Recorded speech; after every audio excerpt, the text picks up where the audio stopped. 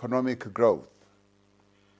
We are therefore supportive of meaningful BRICS initiatives that improve the resilience of our economies as BRICS countries and those of the Global South, and also strengthen the global multilateral system. Our focus is on strengthening and collaborating, diversifying our trade and investment partnerships with Africa, Asia, the Gulf, the Americas, and Europe. South Africa's response is rooted in the promise of an African continent on the rise, a continent that is rich in talent, in innovation, in resources, and untapped potential. Our vision is of Africa that is the beating heart of global trade, engaging the world not as a mere exporter of raw materials, but as a creator of value, a connector of regions and a catalyst for shared prosperity. We are working with our fellow African countries to consolidate the African Continental Free Trade Area. South Africa remains firm that the multilateral trading system with the WTO and the United Nations at their core must be preserved until all member states are able to reach their developmental goals.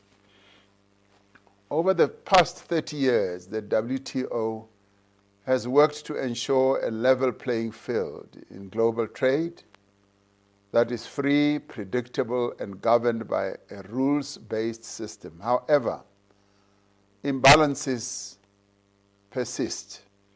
Developing economies remain locked into the lower end of the global value chain.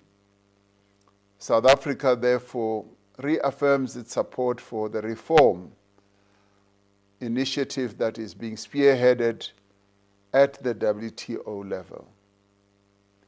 But we also say BRICS countries must participate in championing the reforms that must take place at the WTO level.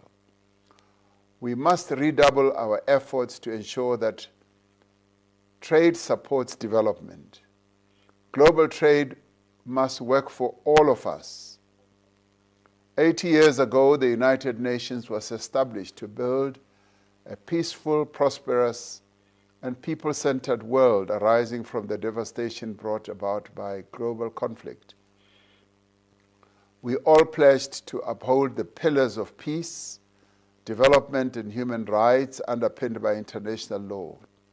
Today, however, an increase in armed conflicts across the world, fractious geopolitical tensions, environmental catastrophe, the proliferation of trade wars and continued underdevelopment, all these threaten the security and economic well-being of humanity. This underscores the importance of continuing to strengthen the work of the entire United Nations system and full implementation of membership-led mandates.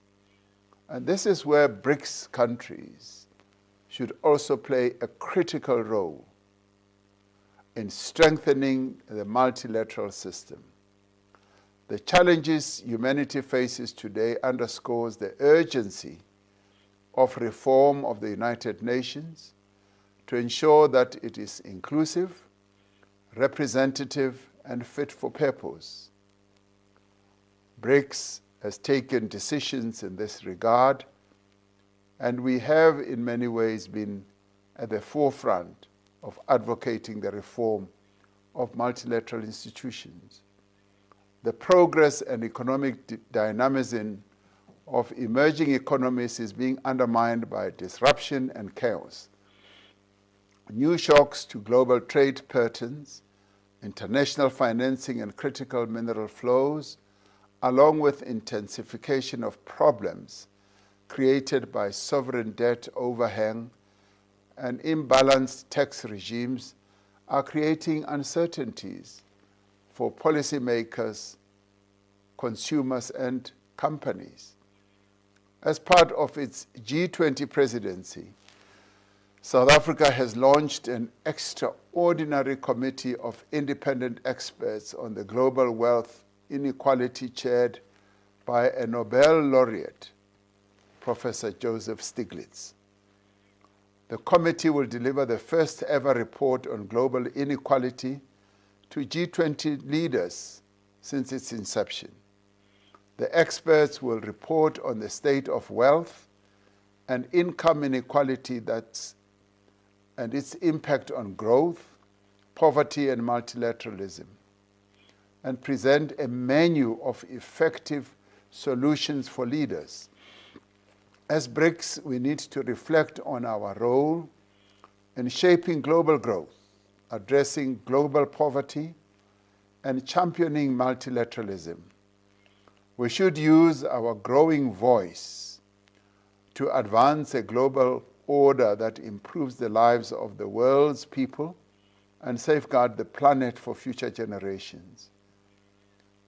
And let us shape a new paradigm of multilateral cooperation anchored in equity, sustainability, and development, but also anchored in peace.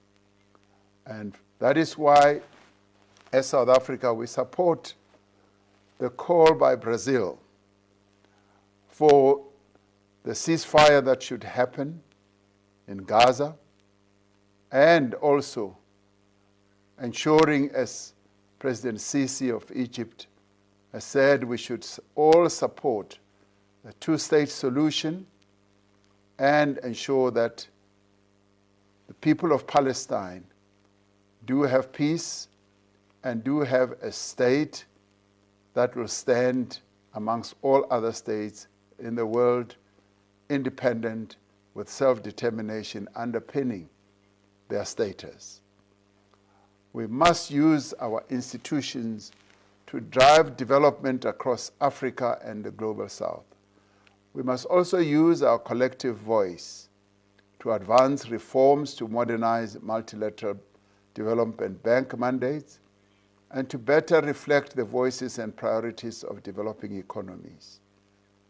Our new development bank should play a critical role in supporting development initiatives of BRICS countries and beyond. We need to unlock scaled-up finance for the needs of the Global South and catalyze investments in early warning systems, resilient infrastructure, community-led adaptation, and people-centered just transition pathways. In recent months, we've been in firefighting mode as we deal with disruption and chaos. We need to pivot from crisis management to strategic action, from emergency fixes to collective growth and development. I strongly believe that when BRICS countries unite in solidarity to co-create solutions, we unlock tangible mutual benefits for BRICS members and the broader Global South. For South Africa, a BRICS economic partnership strategy that contains a meaningful way forward on addressing the imbalanced structure of BRICS trade would send a clear message to the world that all BRICS members are committed to mutually beneficial trade that addresses the needs and interests of all its members. This global trading crisis provides a great opportunity for us to do things differently. A commitment on the part of all of us to sustainably address our various non-tariff barriers would position BRICS as a stable and predictable, mutually beneficial trading partner amongst the current global disruptions. Let us conclude the BRICS Economic Partnership Strategy 2030 and focus on its implementation. Let us demonstrate how consensus is built through negotiation and not through coercion.